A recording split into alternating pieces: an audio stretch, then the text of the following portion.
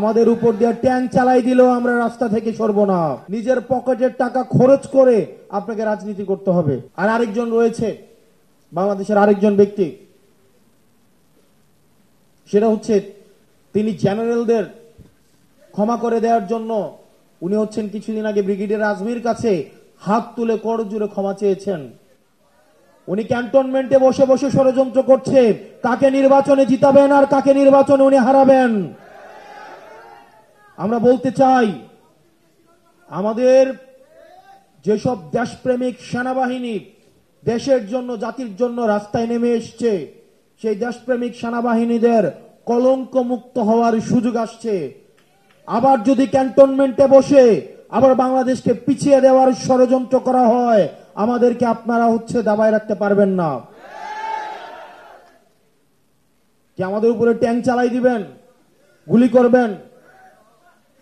আমরা আলিফ, আমরা স্নিগ্ধ, মুগ্ধ, আমরা আবু সাইদের উত্তরসূরি। আমাদের উপর দিয়ে ট্যাঙ্ক চালাই দিলেও আমরা রাস্তা থেকে সরব না। আমরা যেই গণতন্ত্র, যেই লুণ্ঠিত গণতন্ত্র, হাসিনা যেই গণতন্ত্র লুণ্ঠন করেছে, আমরা একটা নিরপেক্ষ গ্রহণযোগ্য একটা নির্বাচন জাতিকে উপহার দেওয়ার জন্য আমরা সহায়তা করতে প্রস্তুত। কিন্তু সেইখানে এই রাজনৈতিক দলগুলোর এই ক্ষমতা ভাগাভাগি, প্রশাসন ভাগাভাগি, তাদেরকে বন্ধ করতে হবে। আর এখানে আপনারা যারা আছেন, আপনাদেরকে সংগঠিত হতে হবে।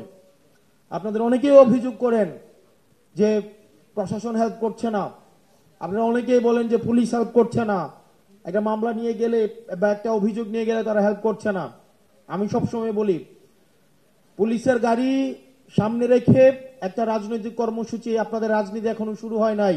যেদিন পুলিশের গাড়ি পিছনে থাকবে সেই দিন আপনাদের মূলত রাজনীতি শুরু হবে।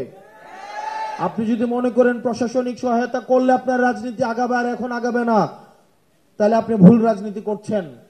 আপনাকে আত্মনির্ভরশীল হইতে হবে, নিজের পকেটের টাকা খরচ করে আপনাকে রাজনীতি করতে হবে। আপনি আমাকে জিজ্ঞেস করেন ফাইন্যান্স কোন জায়গা থেকে আসবে, ফাইন্যান্স আপনার নিজের পকেট। আপনি নিজের পকেটের টাকা খরচ করে আপনার রাজনীতি করতে হবে। গত মাসে সেন্ট্রাল কমিটির প্রত্যেকটা মেম্বার থেকে আমরা পকেট থেকে আমরা টাকা সংগ্রহ করেছি। এখন বলতে পারেন আমরা চাঁদাবাজি করছি। আমাদের নিজেদের কর্মীর থেকে, আমাদের নিজেদের সংগঠনে যারা আছে, আমরা তাদের থেকে আমরা টাকা নিয়ে আমাদের এই প্রোগ্রাম, আমাদের কর্মসূচি বাস্তবায়ন করতে হচ্ছে। আপনারা যারা আছেন বিভিন্ন থানা কমিটির, আপনাদের নিজস্ব অর্থনৈতিক কাঠামো আপনাদেরকে গড়ে তুলতে হবে। একই সাথে আপনাদের নিজেদেরকে সেখানে ডোনেট করতে হবে। আমাদের যে ক্রাউড ফান্ডিং এর যে মডেল রয়েছে, আপনাদের সেইখানে অংশগ্রহণ করতে হবে। আপনাদেরকে বুঝতে হবে, আপনাদের অনেকেই মনে করেছেন বা অনেকেই ভাবছেন দল ক্ষমতায় যাবে এবং দল ক্ষমতায় গেলে আমরা ক্ষমতার অংশ হিসেবে আমরা রাজনীতি করছি, তাহলে আপনারা ভুল পথে আছেন। যাদের এই চিন্তা রয়েছে তারাই এখনই আপনারা এনসিপি থেকে ত্যাগ করে আপনারা নিজেদের মতো করে আপনারা অন্য রাজনৈতিক দলে চলে যেতে পারেন। রাজনীতি ক্ষমতায় থাকলে, ক্ষমতায় না থাকলেও আমাদের এই রাজনীতি অব্যাহত থাকবে। আমরা যে বাংলাদেশকে, আমরা যে একটা বেটার বাংলাদেশ, যে বাংলাদেশে বৈষম্যহীন একটা বাংলাদেশ উপহার দিতে চাই, সেই বৈষম্যহীন বাংলাদেশ উপহারের যাত্রা আমাদেরকে অব্যাহত থাকবে। আপনারা দেখছি, আপনাদের নিজেদের মধ্যে কারো বিরুদ্ধে যদি একটা অভিযোগ উঠে, আপনারা তাকে সমর্থন না দিয়ে সোশ্যাল মিডিয়া ট্রেন্ডে গা ভাসিয়ে দেন।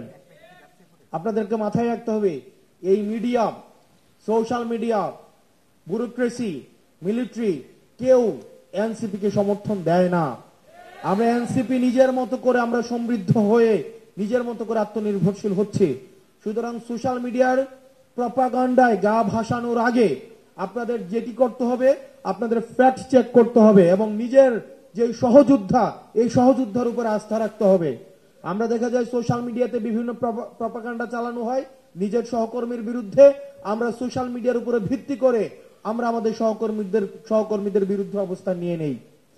আপনার যে সহযোদ্ধা, আপনার যে সহকর্মী, আপনার তাকে আস্থায় রাখতে হবে, তাকে আস্থায় নিতে হবে, তার বিপদে তাকে সমর্থন দিতে হবে, না হয় আপনার সংগঠন কখনোই বড় হবে না। সবশেষ, আপনাদের সংগঠনে বিভিন্ন সংগঠন থেকে অনেকে এসছে চর হিসেবে, গুপ্তচর হিসেবে স্যাবোটেজ করার জন্য। দেখবেন যখনই পার্টি একটি সংকটে পড়বে 5 জন পদত্যাগ করবে। যখনই সংকটে পড়বে 5 জন পদত্যাগ করবে। গত 1 মাসে কেউ পদত্যাগ করছে এটা রাজনৈতিক বাস্তবতায়, আপনার সংকট হবে, আপনার সম্ভাবনা তৈরি হবে, আবার সংকট আসবে, আবার সম্ভাবনা তৈরি হবে। এটা রাজনৈতিক পথ চলার অংশ। কিন্তু আপনি যখন সংকটে থাকবেন না, শুধুমাত্র সম্ভাবনায় আপনি এসে যোগ দিবেন, তাহলে ওই কর্মী নিয়ে আমাদের দরকার নাই। এটা বাস্তবতা মেনে নিয়েই আপনাকে আগাতে হবে। একটা রাজনৈতিক দলের সংকট থাকবে, সম্ভাবনা থাকবে, সুযোগ থাকবে, খারাপ সময় যাবে, ভালো সময় যাবে। আমি একটা রাজনৈতিক দলের শুধুমাত্র ভালো সময়ের জন্য আর খারাপ সময় আমি থাকবো না, তাহলে ওই কর্মী দিয়ে আমাদের কোনো লাভ হবে না। আমাদের সব সময়ের জন্য আমাদের প্রয়োজন। আপনারা ভালো থাকবেন, সুস্থ থাকবেন। সার্জিস ইতিমধ্যেই আমাদের সাংগঠনিক গাইডলাইন দিয়েছেন।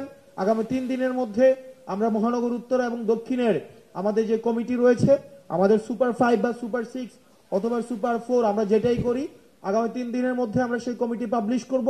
সেই কমিটির নেতৃত্বে আমাদের হচ্ছে মহানগরের যে থানাগুলো রয়েছে, এই থানা সমন্বয় সভা হবে এবং সবার মধ্য দিয়ে আমাদের কমিটিগুলো পূর্ণাঙ্গ করা হবে। আপনারা ভালো থাকবেন, সুস্থ থাকবেন। আপনাদের সাথে লড়াই এবং সংগ্রামে দেখা হবে।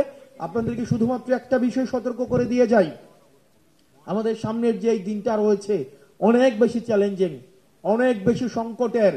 আমাদের সামনের দিনগুলোতে আপনারা যদি মনে করে থাকেন যে সামনের দিনগুলো আপনাদের অনেক বেশি হচ্ছে আরামে কাটবে, অনেক বেশি প্রাপ্তির, সামনের দিনগুলো প্রাপ্তির না, বরং সামনের দিনগুলো হচ্ছে ত্যাগের, সামনের দিনগুলো হচ্ছে সংকটের, সামনের দিনগুলো হচ্ছে চ্যালেঞ্জের।